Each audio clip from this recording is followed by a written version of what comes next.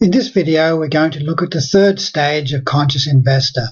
The first stage was filtering the whole market or individual sectors or companies that you've tagged or other lists of companies that you might add one by one. The second stage was looking at the research on individual companies, looking at key charts, looking at historical data, looking at a company summary, looking at some of the smart text underneath the return on equity and growth in earnings and sales chart to get a better idea of the company. Also on this point, that you would make a summary, what you like about the company, what you don't like about it, what its strengths and weaknesses are, why you would consider buying it, why you wouldn't consider buying it. All those things are part of this second stage of research on a company. So the next stage I like to refer to as where the rubber meets the road, where it's all the filtering and research that you've done comes down to see what price should I pay for this company. Is it at a price that I could make a profit from today? Is it at a price that I need to wait? What all those details come out in the third stage of Conscious Investor. But before we go into the third stage, I just want to make out here that here I've got my target price none set and my stock return setting percentage none set as well. And we're going to see how in the return stage of Conscious Investor we can actually complete those. So we've got Woolworths loaded, so I click return and automatically we see the data for Woolworths.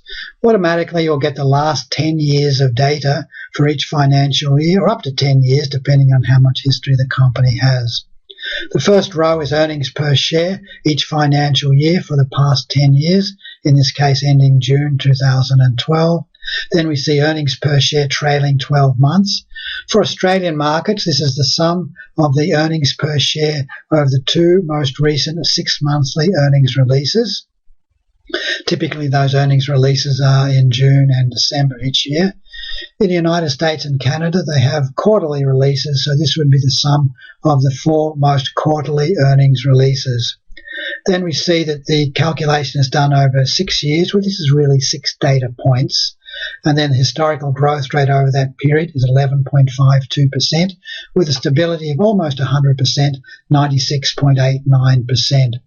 So we can change the number of years.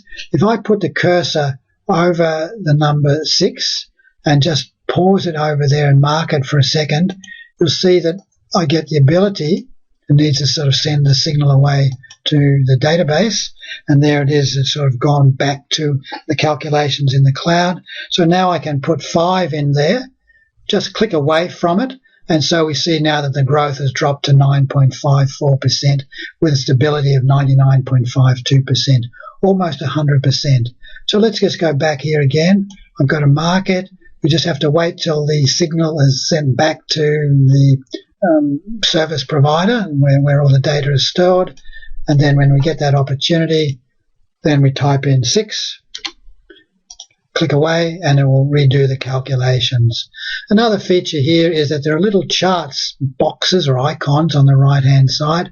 If I select one of those, then we get the chart of earnings per share.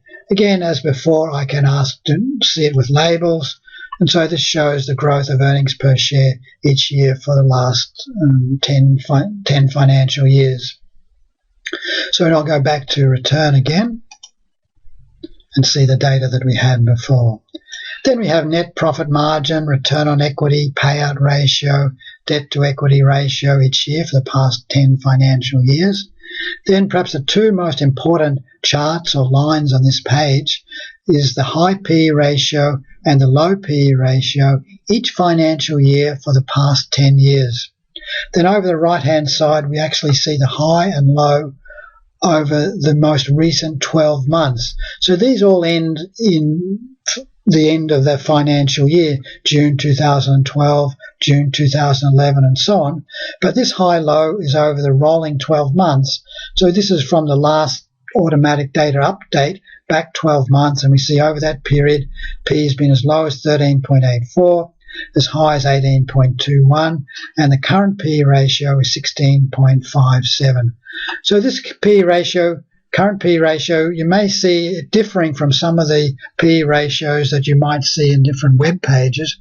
This is because this is just the current price, in this case $33.53, divided by earnings per share trailing 12 months, $2 0.023 cents. And that comes out at 16.57. A lot of websites will put analyst forecasts and make that part of the P ratio calculation.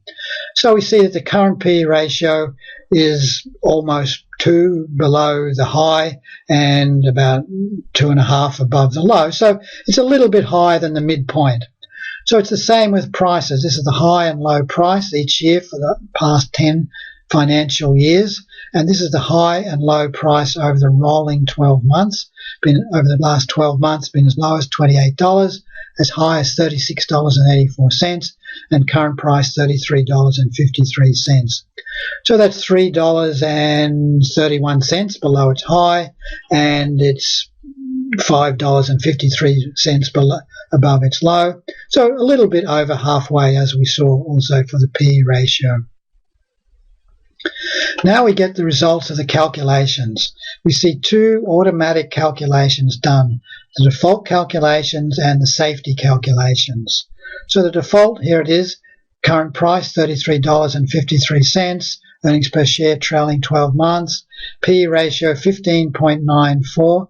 This is the average P ratio over the last 4 years, with more emphasis put on recent P ratios.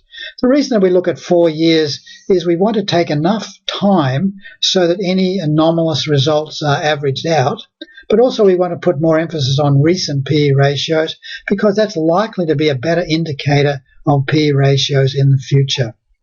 Growth rate 11.52%, that was brought down from above. Payout ratio, again, this is an average over the last 4 years of payout ratios, with more emphasis put on the recent payout ratio. Here we've got the required return set at 10%, and the STRET D calculation based on the default calculations or default data is 15.36%. So what we're saying is if everything in the future continues as it has in the past, then we will make 15.36% per year STRET D. That's assuming that you're reinvesting dividends moving forward. So this is an exact calculation, but it depends on the assumptions for the P ratio, the growth rate, and the payout ratio. And if you only have a required return of 10%, then you can pay up to $42.53 in order to get your 10% return. So then the next row is the margin of safety row. Remember that Benjamin Graham said the three most important words in investing are margin of safety. So I like to think of that as stress testing the investment, just like a structural engineer will do stress testing of his or her designs before any construction takes place. So we want to stress test any of the assumptions that go into our calculations before we actually invest any money. So we see that the current price, that's as before, earnings per share trailing 12 months is as before, but the P ratio now is 13.81. It's lower than the default P ratio. So that's been put down.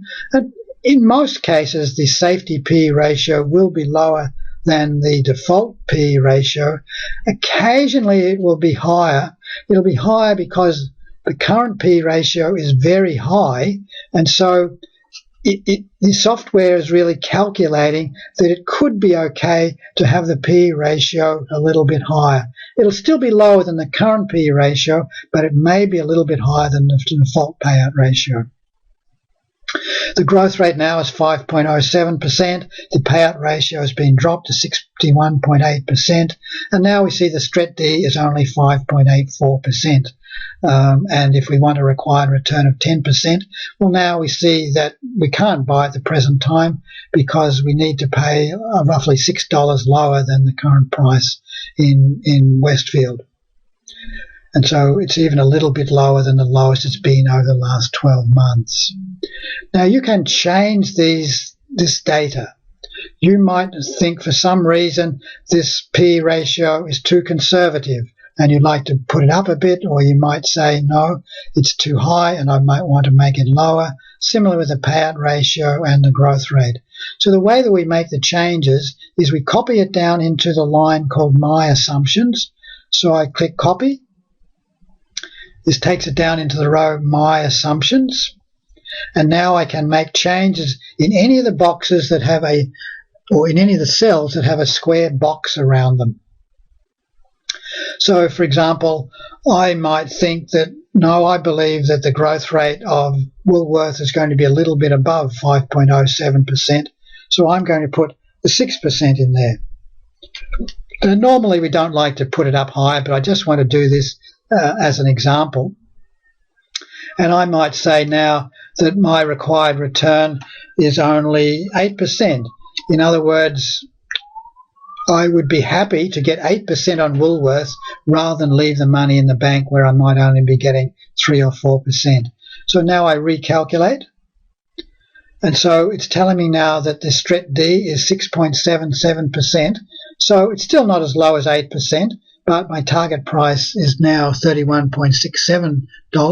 So it's not too far off the current price. Now, this is not saved. This is just an interim calculation.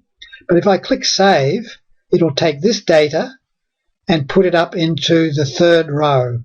So now this is saved. And so if I close Conscious Investor or closed Woolworths and open it up again, this data would reappear. And I want to now go back to the research page and click on Details.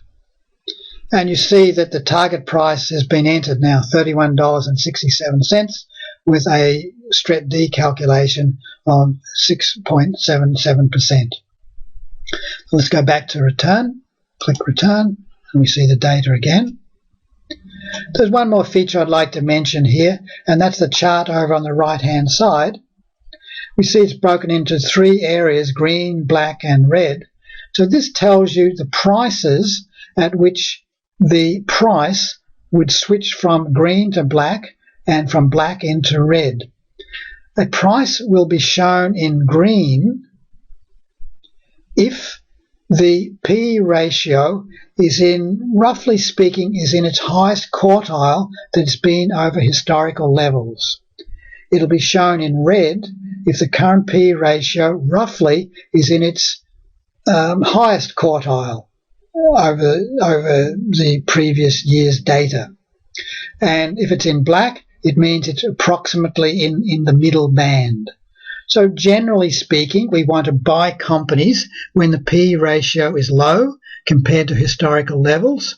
And if we're ever thinking of selling, then we would think of selling when the P/E ratio is in the high end of what it's been over historical levels.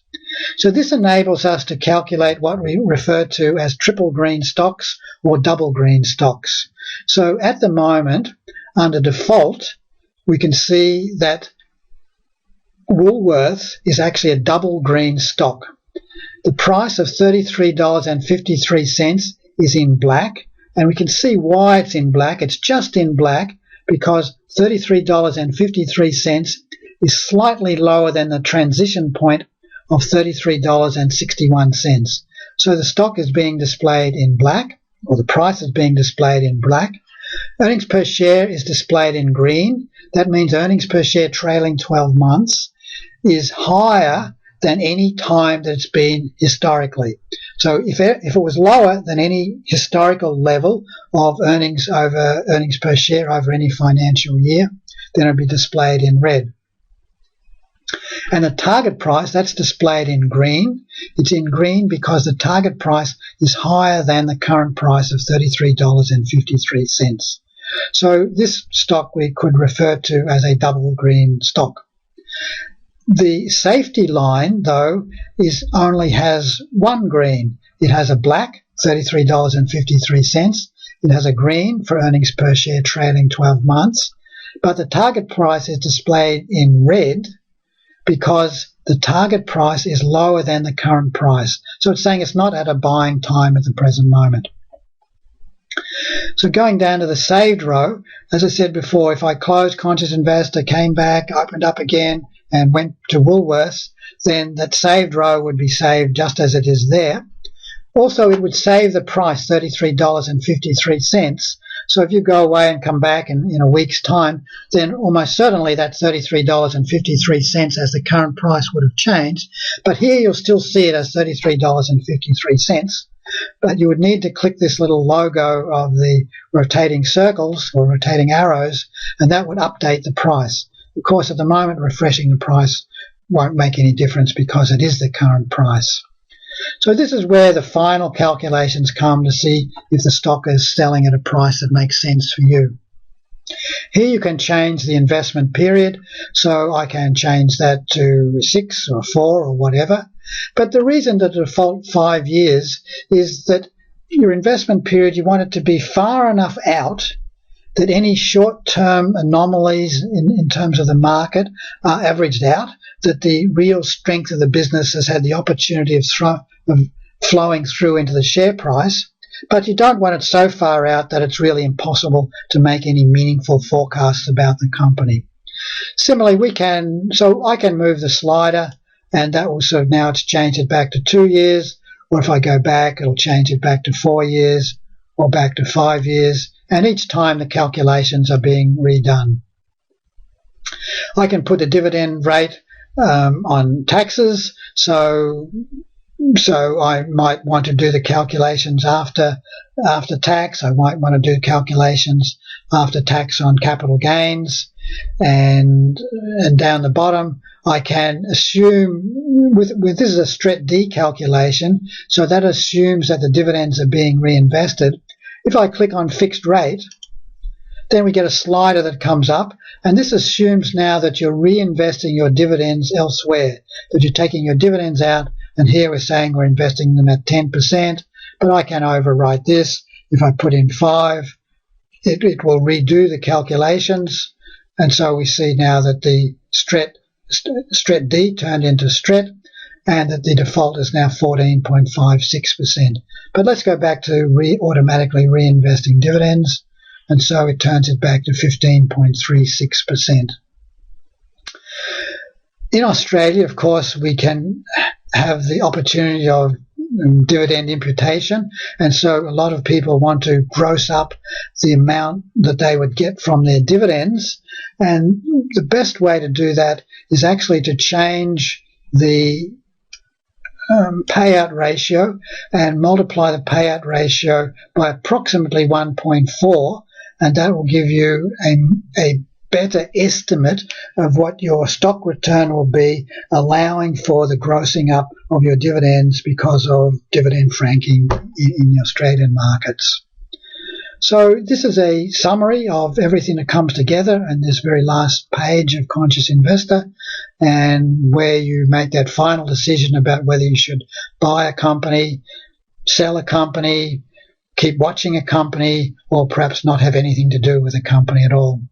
Perhaps there's one other comment to make, and that is you really shouldn't go to this page unless all the data makes sense. If you've only got 2 or 3 years of data and it started from 0.01 cent and it's jumped up to 2 cents, of course that's going to show a phenomenal growth rate, but it really makes no sense. It's the old expression, garbage in, garbage out. So it's fine. You can look at any company you want in the return analysis, but unless there's a reasonable amount of that stability there, unless the data really makes sense, there's not been any hugely anomalous pieces of data, and then none of the calculations are really going to make a lot of sense. So that's just another warning. So as Buffett said, we just have to prepare to take our time. He says that there's really 3 steps. Find those great companies that you want to invest in, calculate what price you'd like to pay for those companies, or maximum price that you would pay for those companies, and the 3rd step is have patience. So this is the 3rd and final step in Conscious Investor.